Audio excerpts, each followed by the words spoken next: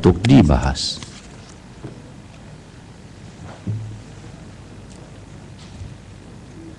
Yang Amat Pematang Poh.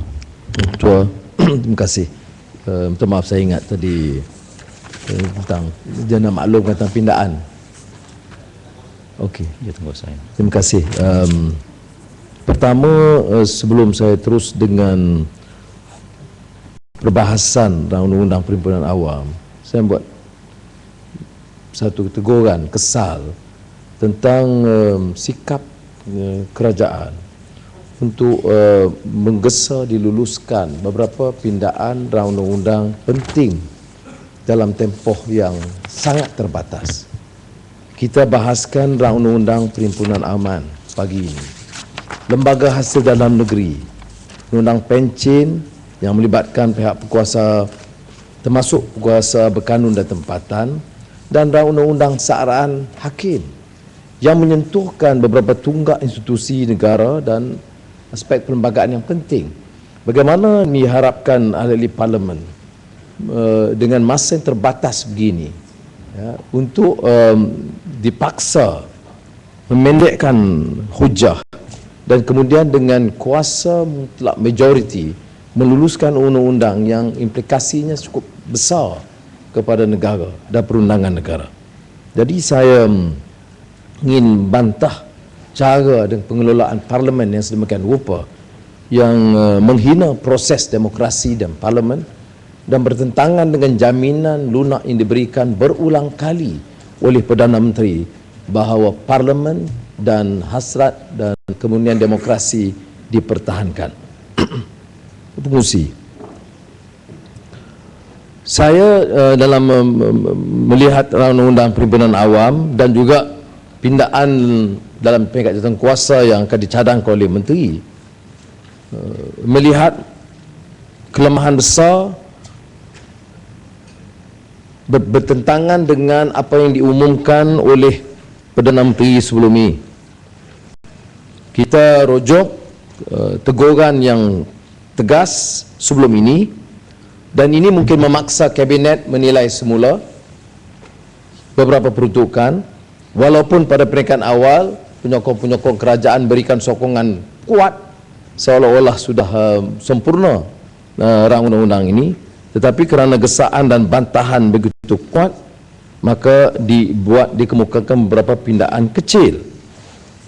Saya oleh demikian ingin turut berbahas undang-undang ini, tetapi pertama merujuk kepada bab huraian.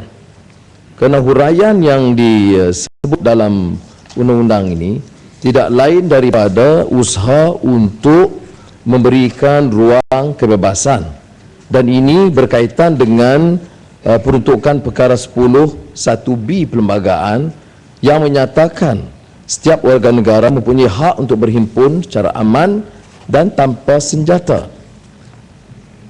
Pengumuman bahawa Akta Polis 67 khususnya Seksyen 27 dan 27A perlu digantikan, tetapi kini digantikan dengan satu undang-undang yang cukup kuat menekan, dan ini akan saya kemukakan hujahnya, termasuk beberapa peraturan dan undang-undang yang kita anggap amat kurang munsabah dan amat keterbelakang berbanding dengan negara maju. Dalam ucapan Perdana Menteri disebut bahawa mahu jadikan Malaysia sebagai negara contoh demokrasi dunia.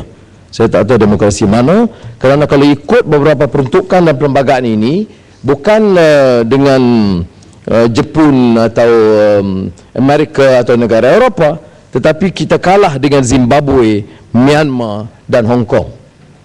Dan saya pasti perkara ini telah diteliti oleh sebahagian daripada kita kerana telah diberikan liputan luas. Kalau di Jerman perhimpunan atau demonstrasi perlu didaftarkan dengan polis tidak kurang 2 hari sebelum diadakan. Kita katakan bukan Jerman, tetapi kena ingat Perdana Menteri menyebutkan kita harus jadi contoh demokrasi terbaik dan terunggul di dunia. United Kingdom dikemukakan dalam tempoh 6 hari sebelum protes atau demonstrasi diadakan, dan boleh disingkatkan hanya 1 hari sekiranya ada alasan yang munsabah. Jepun 3 hari. Tetapi Malaysia nampaknya lebih berminat untuk membandingkan dengan keadaan di Burma. Tetapi dalam hal ini Burma juga telah meminda undang-undang mereka dan diluluskan kerana Myanmar nampaknya juga terasa perubahan rakyat di seluruh negara di dunia yang menuntut supaya prinsip kebebasan dihormati. Jadi di undang-undang di Burma hanya memerlukan pihak yang ingin menganjurkan perhimpunan memaklumkan kepada pihak berkenaan 5 hari sebelumnya. Jadi kita dalam hal ini ketigalah berbanding dengan Burma. Satu lagi negara yang memang amat baik dengan pimpinan kerajaan ialah Zimbabwe.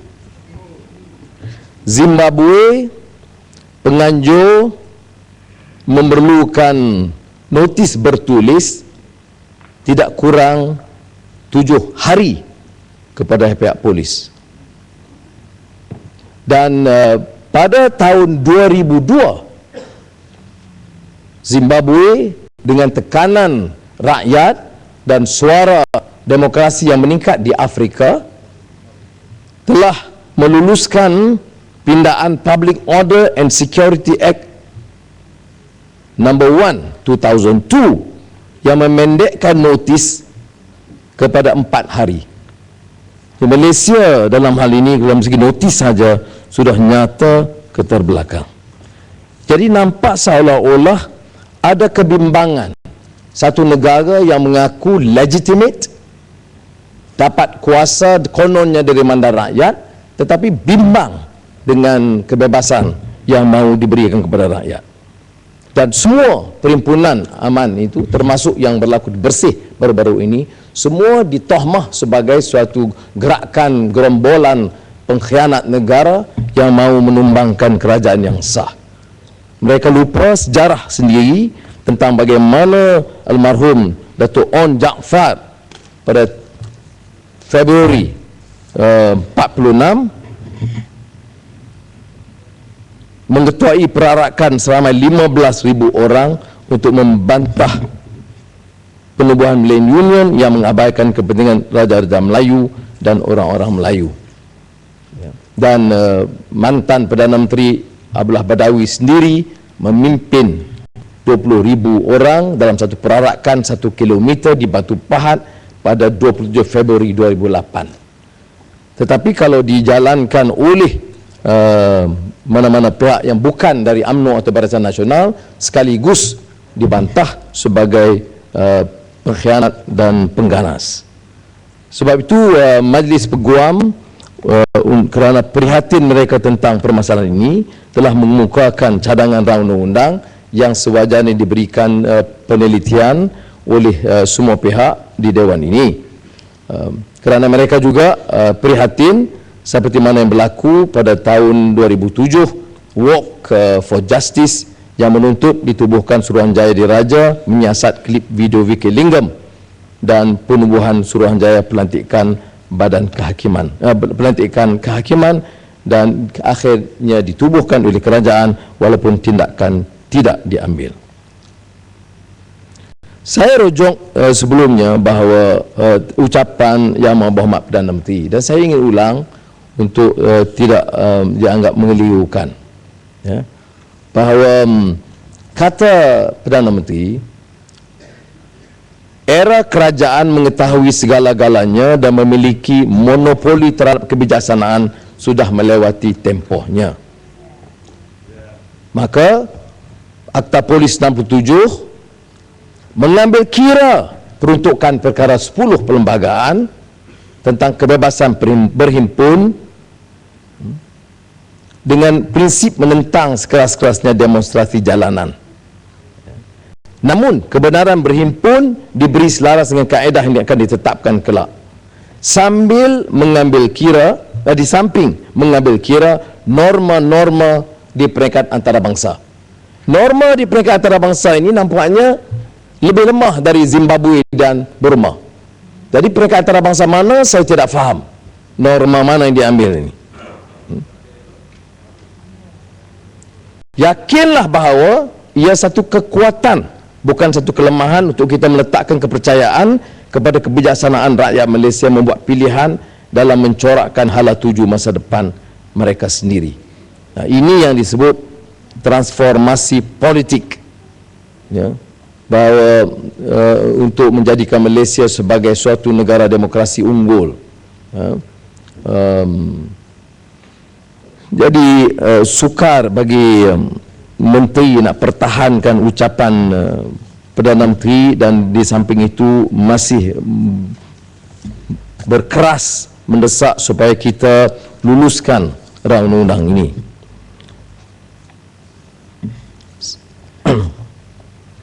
Tan Sri Yang Di-Pertua, saya ingin juga merujuk kepada draft rancangan undang-undang Majlis Peguam supaya jangan ditohmah sebagai suatu rancangan undang tidak bertanggungjawab. Kalau di sini peraturannya, syaratnya, dendanya, notis kepada polis semua diambil kira. Kita mungkin memilih untuk tidak bersetuju dengan beberapa cadangan peruntukan, tetapi sewajarnya ia diberikan pertimbangan sebaiknya kerana pertamanya ternyata dan terbukti rancangan undang-undang dikemukakan dan disebut oleh Perdana Menteri minggu lalu itu dibuat dengan gopoh-gapah dan ternyata ada kesilapan beberapa peruntukan yang nampak yang diakui sekarang merupakan kesilapan besar. Kemudian hari ini dicadangkan beberapa pindaan dan pindaan ini hanya berlaku kerana ada bantahan awal. Cuma pindaan seperti biasa tidak memenuhi tuntutan rakyat dan hanya mengambil kira beberapa isu kecil. Itu pun seperti mana saya sebut dan saya ingin ulang telah jauh lebih lemah dari apa yang dilakukan di Burma, Hong Kong dan Zimbabwe. Mengapa dalam satu kerajaan yang katanya demokratik begitu sulit dan sukar untuk memberikan ruang rakyat menyatakan pandangan dan bersuara? Ini tidak diberi penjelasan. Kalau isunya keganasan, isunya senjata digunakan, kami tidak pertikaikan. Tetapi untuk menggunakan undang-undang seperti mana disebut berulang kali oleh Menteri Dalam Negeri sebelum ini, Patriots Act, ya, saya tidak pertahankan Patriots Act, tetapi Patriots Act tidak boleh digunakan sebagai hujah mempertahankan Akta Keselamatan Dalam Negeri ataupun denial of the writ of habeas corpus ataupun tahanan tanpa bicara, kerana itu diguna pakai bagi rakyat, bagi bukan rakyat Amerika. Tetapi oleh kerana kerajaan lebih cenderung menggunakan media memperbodohkan rakyat supaya rakyat tidak tahu beberapa peruntukan yang sebenarnya, ini dijajah dan di peringkat-peringkat cawangan, dan saya percaya perwakilan dalam perhimpunan UMNO akan menyatakan ya, kita pun nampak setuju dengan beberapa peruntukan yang dibuat oleh Patriots Act. Negara-negara yang paling takut kepada perhimpunan aman ini adalah negara-negara kuku besi. Hosni Mubarak, sekarang Bashar Assad. Negeri Turki semasa pemerintahan tentera paling ganas bertindak terhadap perhimpunan aman. Negeri Turki setelah proses demokrasi berjalan di bawah Perdana Menteri Tayyip Erdogan mengizinkan perhimpunan aman dan hanya menyekat kegiatan-kegiatan keganasan. Tunisia menyaksikan perubahan dan transformasi dalam masa singkat, membenarkan perhimpunan aman, menjalankan pilihan raya yang bebas dan adil.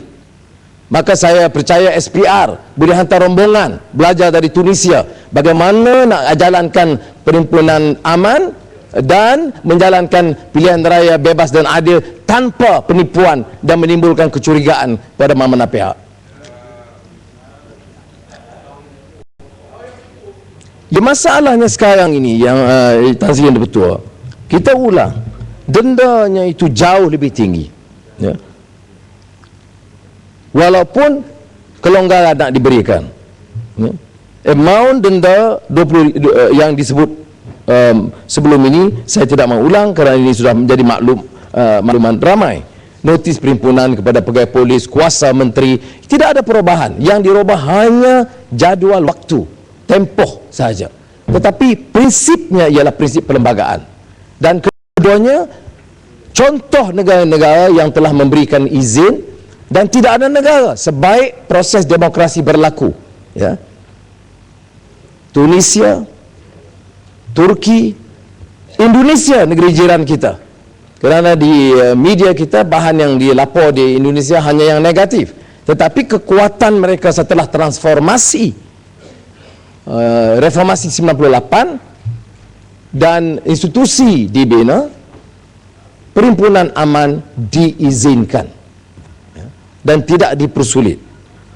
Bila pemerintah itu legitimate, dia tidak takut dengan suara rakyat. Tetapi bila pemerintah itu mau melindungi rasuah berbilion-bilion, maka sekatan dibuat. Ya. Mengapa Husni Mubarak melarang semua perhimpunan bebas dan demokrasi? Kerana mau melindungi 70 bilion dolar Amerika yang dihimpun untuk beliau, istrinya Suzan dan anak-anaknya.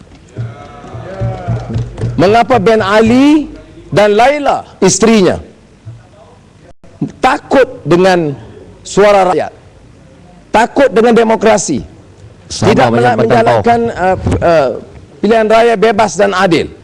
Kerana ternyata setelah beliau digulingkan, menyorok 30 bilion dolar Amerika dalam tabung.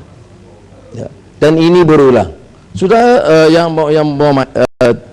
Tan Sri Pengurusi, saya ingin bertanya, mana negara di dunia yang melalui proses apakah reformasi, apakah transformasi, apakah perubahan dari sistem diktator dan authoritarianism kepada demokrasi yang takut dengan suara rakyat?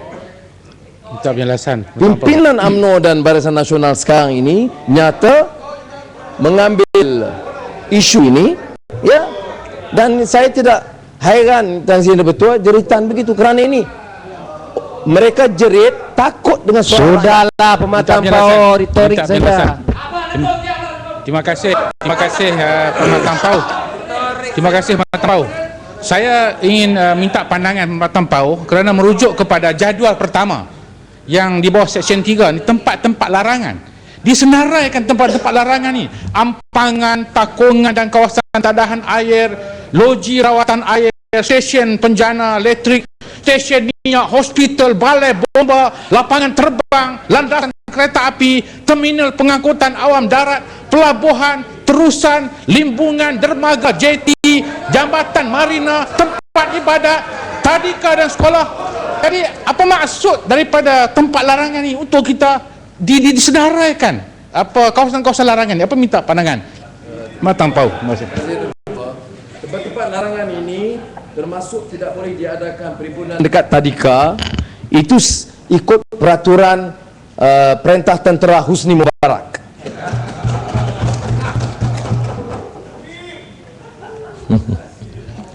Tak laluan. Terima kasih Tan Sri Yang Ketua Yang Berhormat Pematang Pau. Saya ada beberapa perkara minta penjelasan daripada Yang Berhormat Pematang Pau. Yang tadinya ada menyebut bahawa kerajaan yang legitimate tidak perlu takut kepada suara-suara rakyat dan tidak perlunya ada undang-undang yang boleh dikatakan menyekat kebebasan rakyat. Melalui pengalaman, kita punya sejarah dalam politik yang begitu lama yang kita lalui bersama, dan sejarah itu menjadi saksi yang tidak boleh kita ketepikan begitu saja.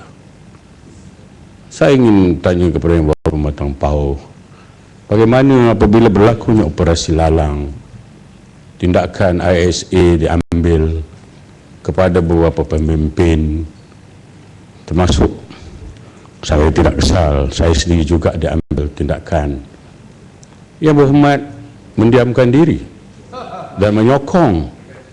Berhormat tidak menunjukkan simpati kepada saya sebagai seorang yang ditahan. Walaupun yang berhormat masa itu seorang pemimpin besar dalam negara.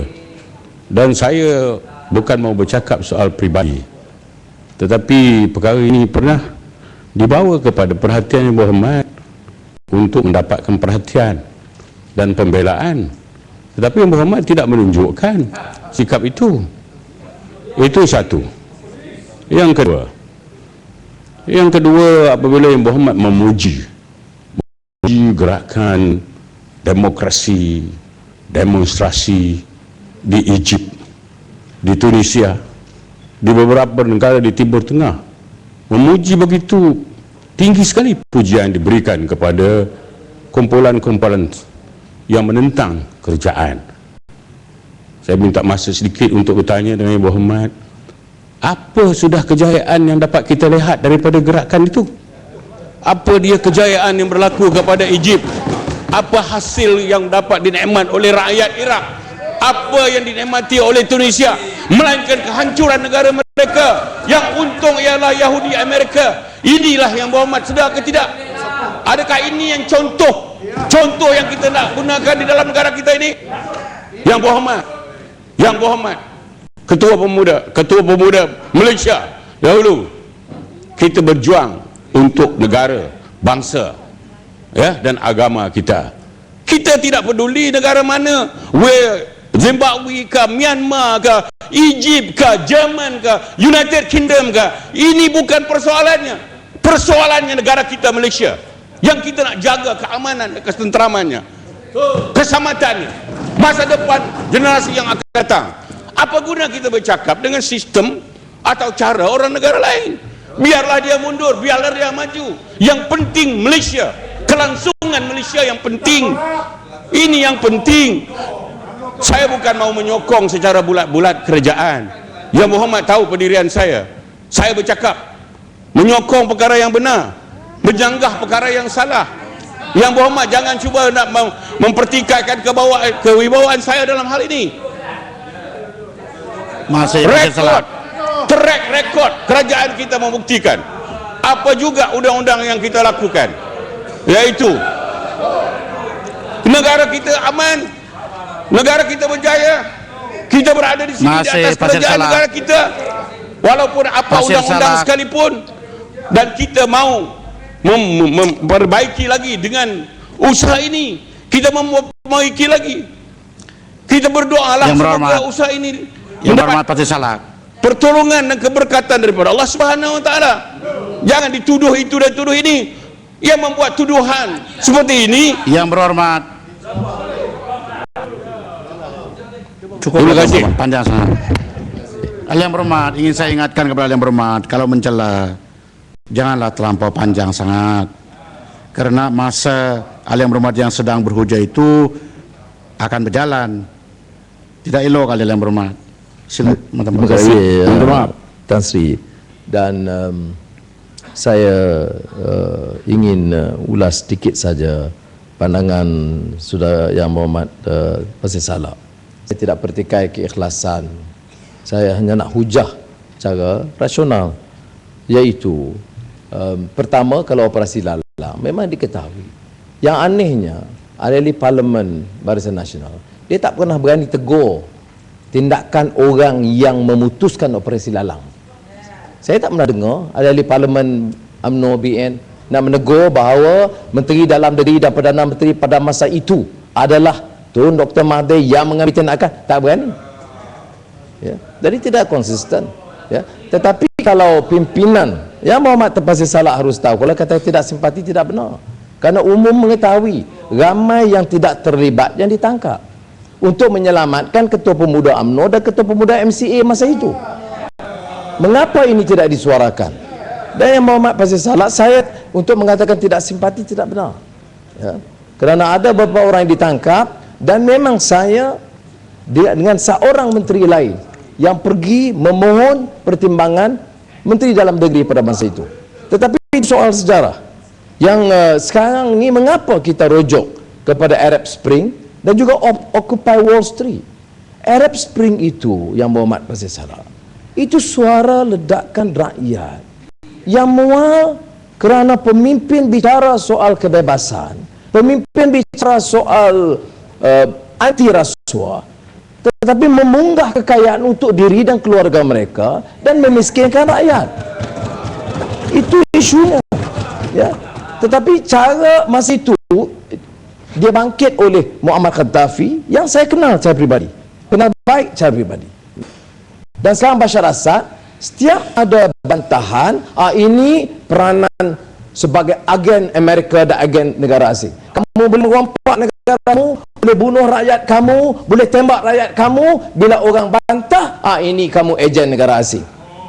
Kita dengar juga suara-suara seperti ini begini, ya, melindungi stench of corruption and a crime in your own backyard dengan izin. Saya nak habis itu saja. Betul Yang Berhormat boleh sambung. Jadi saya tidak mau mengatakan bahawa Malaysia harus semuanya pilih pengalaman Arab Spring. Jadi Yang Berhormat salah tepat kalau mengatakan jangan kita cedok semua. Tetapi soalnya jangan kita juga menghina dan memperkecilkan usaha mereka. Tan Sri Pertua, bila kita merdeka, yang dijanjikan apa oleh Tunku Abdul Rahman dalam peristiharan kemerdekaan? Kebebasan dan keadilan rakyat. Ini termaktub dalam perlembagaan yang diterima oleh semua parti pada ketika itu. Bukan perlembagaan yang dipindah dan dirusakkan dan mengikut istilah Bung Karno dilacurkan kerana perubahan-perubahan ini, ya. Tetapi perlembagaan asal yang meletakkan kemurnian prinsip-prinsip keluhuran undang-undang keadilan ini terbela bagi semua rakyat di negara ini. Sebab itu Tunku Abdul Rahman mendapat mandat. Bagaimana boleh kita katakan bahawa orang yang menuntut kebebasan di dunia Arab itu tidak ada asas atau apa yang mereka perolehi? Beri ruang, Yang Berhormat. Banding, saya nak bagi contoh, banding Turki di zaman pemerintahan militer dengan Turki sekarang, politiknya, ekonominya, perundangannya jauh lebih baik. Belajar juga pengalaman dari sahabat-sahabat kita. Jangan kita anggap angkuh sangat bahawa kita ini negara terbaik di dunia dengan segala rasuah dan penindasan yang berlaku. Saya ingin rujuk juga kepada Occupy Wall Street. Sama sentimennya. Itu iaitu bila golongan penguasa, pemodal, kontrol semua, bank, insurans, keuangan, khazanah, mereka kontrol semua. Gaji mereka naik 100 kali lipat. Gaji rakyat, gaji minimum pun tidak diberikan. Maka suara rakyat bangkit. Ini yang nak kita halang. Ini yang nak kita halang. Jadi apa yang kita bangkitkan dalam rang undang-undang Perhimpunan Aman ini, Tan Sri, ialah untuk mengembalikan hak ini. Kita tak mengatakan bahawa tidak harus ada undang-undang, tidak ada harus peraturan, jangan ditarik semua kuasa polis, tidak ada. Tetapi yang kita katakan undang-undang itu jangan jauh lebih menekan daripada Seksyen 27 yang dibangkitkan. Perkara ini juga bukan perkara baru. Jatuh kuasa Suruhanjaya Tun Zaidin membangkitkan isu ini sejak tahun 2002, tidak ada pelaksanaan. Jadi seolah-olah perkara ini dianggap satu perkara baru. Perkara ini dituntut jauh lama sebelum Arab Spring. Jadi jangan dibangkitkan Arab Spring. Saya hanya bangkitkan sebagai contoh negara yang paling takut kepada demokrasi, pemimpin yang paling takut pada suara rakyat adalah pemimpin yang melindungi rasuah dan kezaliman mereka. Syalam kepada ya. Terima kasih Yang Berhormat Pematang Pauh. Terima kasih Tan Sri. Saya rasa apa yang dizahirkan oleh Yang Berhormat Pasir Salah ini menggambarkan kepada kita percanggahan pemikiran, ya, yang wujud di dalam pentadbiran Barisan Nasional, ya. Pada satu ketika ada pemimpin yang kata nak lakukan transformasi, ya. Tetapi ada pada ketika yang sama pemikiran-pemikiran yang masih begitu berkuasa di dalam Barisan Nasional dan UMNO khususnya, yang menganggap bahawa persoalan transformasi ini adalah satu perkara yang tidak relevan sama sekali, dan mereka terus mempertahankan cara kepimpinan, pemerintahan dan pentadbiran yang ingin menindas rakyat dan mengungkung kebebasan rakyat. Mereka tidak memahami bahawa kebebasan bersuara adalah satu perkara yang sepatutnya dipertahankan oleh sebuah kerajaan yang dipilih oleh rakyat. Adakah saya nak tanya Yang Berhormat Perkhidmatan PAU, adakah ini merupakan satu bukti bahawa ucapan Perdana Menteri berhubung dengan transformasi dan sebagainya itu semua retorik semata-mata, dan orang yang cakap pasal retorik bukan daripada Pakatan Rakyat, tetapi yang bercakap pasal retorik adalah pemimpin-pemimpin Barisan Nasional yang pada masa yang sama terus ingin mempertahankan budaya politik yang rakus yang selama ini telah membendung dan mengungkung rakyat di negara kita. Yang Berhormat Perkhidmatan PAU. Terima kasih. Boleh sekali jawab dulu. Terima kasih, Anda betul. Iaitu sebab itu saya rujuk kedua-duanya.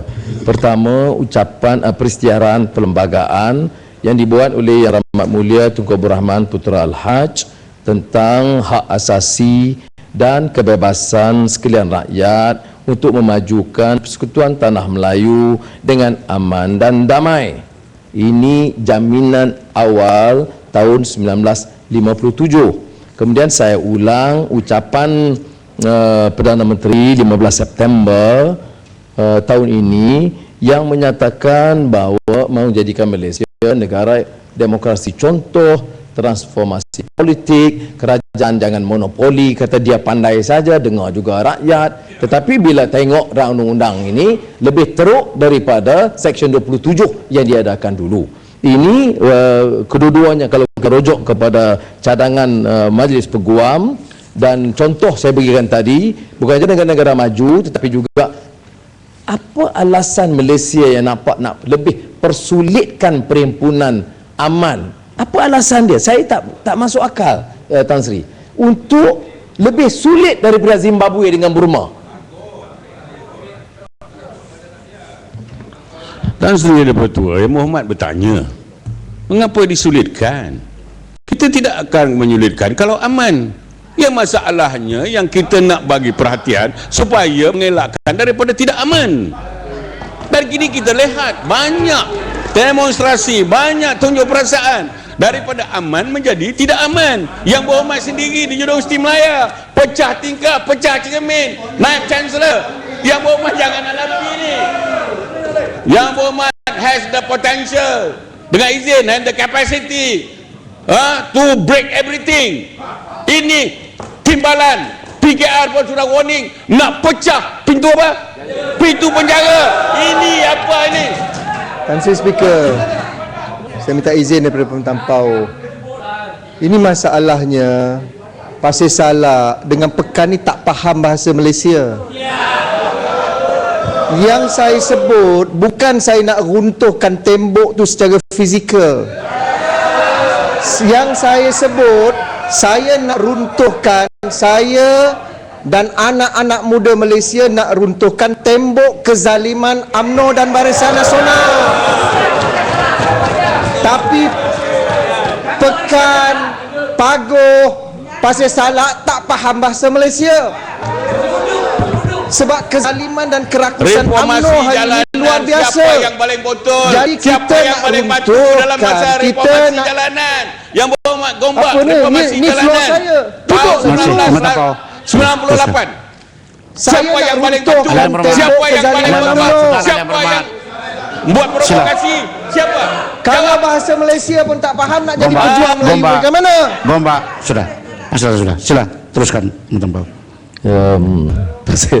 Yang Mak Pasir Salak ni kawan lama. Dia cerita Universiti Melaya. Universiti Melaya Pasir Salak tu pun dia ke depan juga. Dia Presiden AMSU dulu. Saya PBMUM. Saya pertahankan bahasa Melayu. Dia mendewakan bahasa Inggeris. Itu dia beza dia. Tetapi walaupun bagaimanapun, lama-lama kelamaan dia mula terdidik dan mula mencintai bahasa. Cuma penguasaan bahasa dia masih legum, belum tahap yang memuaskan. Maka sebab itu bila kita kata kita akan robohkan tembok kezaliman, dia rasa kita pergi parang pecahkan. Jadi biasalah. Jadi saya nak sebut bahasa Melayu ini kuat dan dengan ibarat dan ya sentuhan yang halus untuk menggambarkan keadaan sebenarnya, ya. Tetapi tidaklah seperti mana retorik demokrasi terulung di dunia lebih teruk daripada Zimbabwe.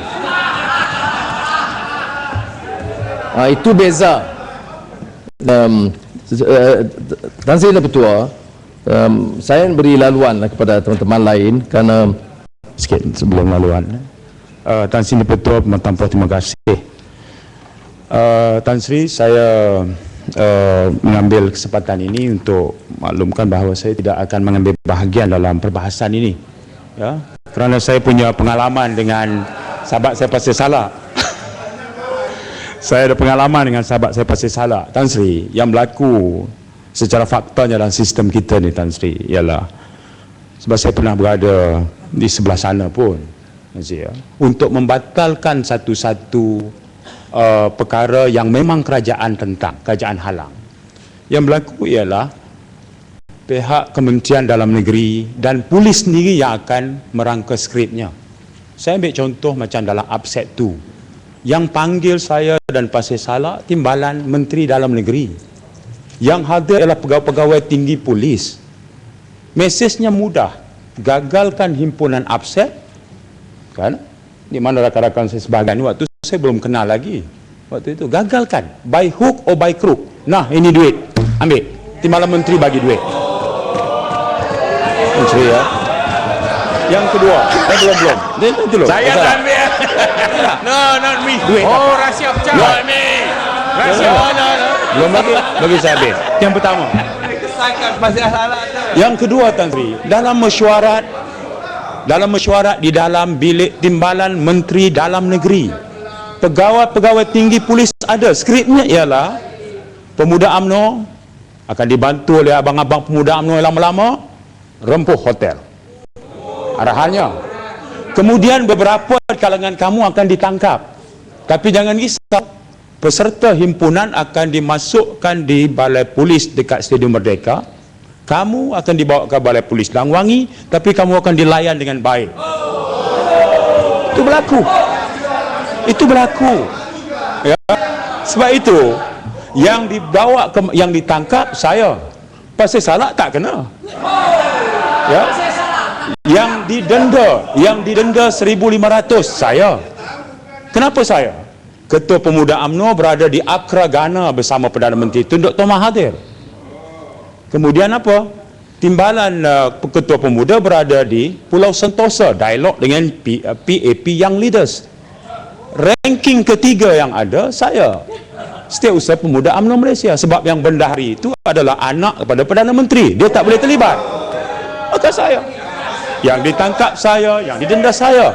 Tan Sri, waktu itu sekembali Perdana Menteri turun saja di lapangan terbang Subang, bilik VIP Bunga Mawar, Timbalan Menteri perkenalkan saya, Mr. Prime Minister, dialah yang mengepalai himpunan untuk menyekat upset itu berlangsung, dan dia telah ditangkap.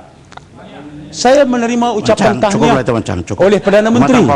Saya nak sebut moralnya ialah boleh buatlah undang-undang apa pun. Sebenarnya ianya dirancang dengan begitu cantik kalau kerajaan nak menghalalkan tindakan. Itu saja ceritanya. Jadi oleh kerana saya ada sedikit pengalaman Tan Sri, tak banyak, saya kira enough is it. Hentikanlah lakonan dan wayang ini. Ya. Bersikap jujurlah Pasir Salak. Saya dan Pasir Salak terlibat sama. Timbalan Menteri bagi arahan, pegawai tinggi polis protek kita waktu itu. Mengaku secara jujurlah Pasir Salak. Itu saja. Ya, itu saja. Terima kasih. Pasir Salak, tak perlu lagi lah rahsia terpocok. Duduklah. Terima kasih yang dapat Siapa Timbalan Perdana Menteri waktu itu? Saya amat Ahli-ahli yang berhormat, sudahlah itu ahli yang berhormat. Siapa Timbalan Perdana Menteri Ahli waktu yang itu? berhormat, kita ahli yang berhormat. Ahli yang berhormat, Kita ada Siapa 6 timbalan akta Perdana Menteri untuk sekarang? diselesaikan. Terima kasih Tuan Sri Ketua.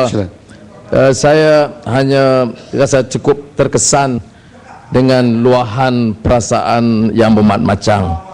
Dia terlibat dan dia tidak mau cara rakus zalim itu berulang. Ada kawan-kawan lain terlibat, mau bukan saja berulang, lebih keras lagi. Yang Berhormat pasal salah, sudahlah. Itu yang disebut oleh Yang Berhormat Macang. Saya pun diberi maklum lepas itu tentang apa yang berlaku.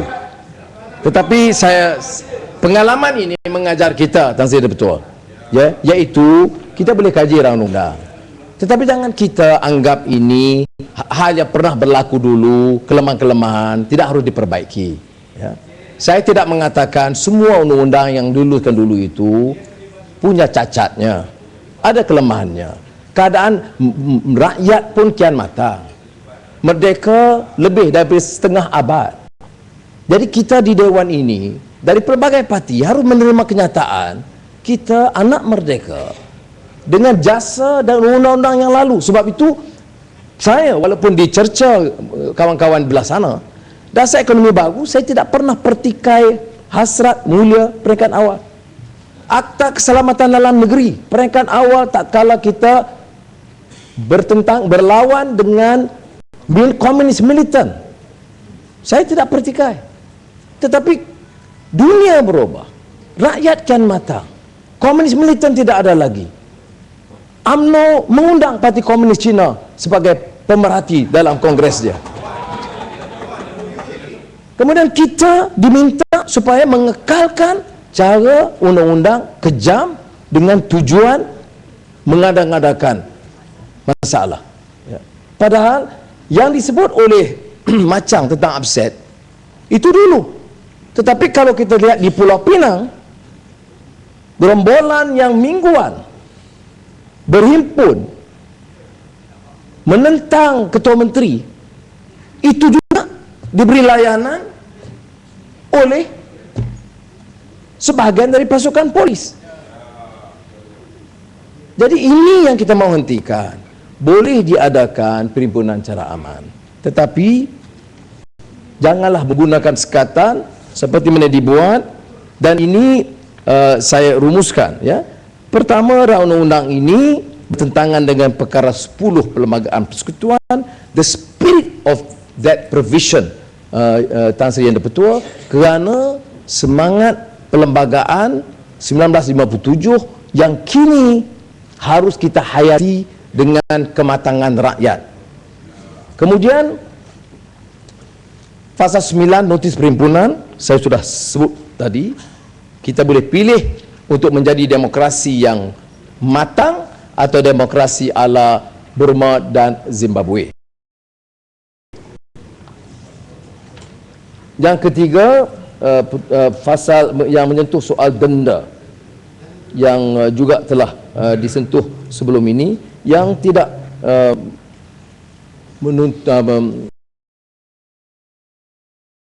oleh kabinet dan menteri dalam mengemukakan pindaan.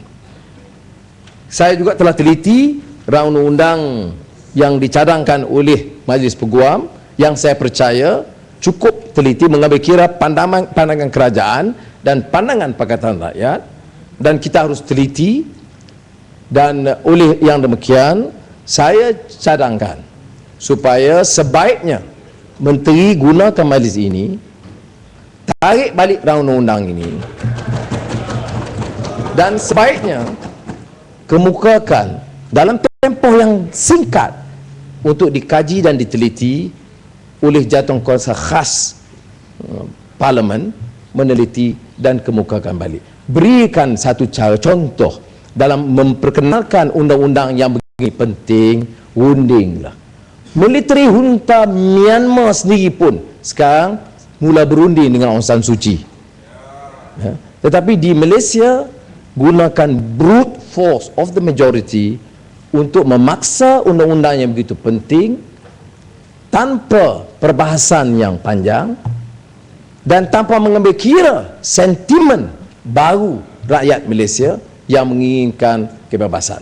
Saya ingin menegaskan sikap kami yang Pakatan Rakyat untuk menuntut kerajaan menarik balik dan menyerahkan kepada jawatankuasa Select Committee Parlimen untuk menyegerakan perbincangan dan kemukakan semula untuk pertimbangan Parlimen, kerana tanpa itu sukar kami memberikan sokongan kepada cadangan Rang Undang-Undang Perhimpunan Aman ini. Terima kasih. Masih, Yang Berhormat,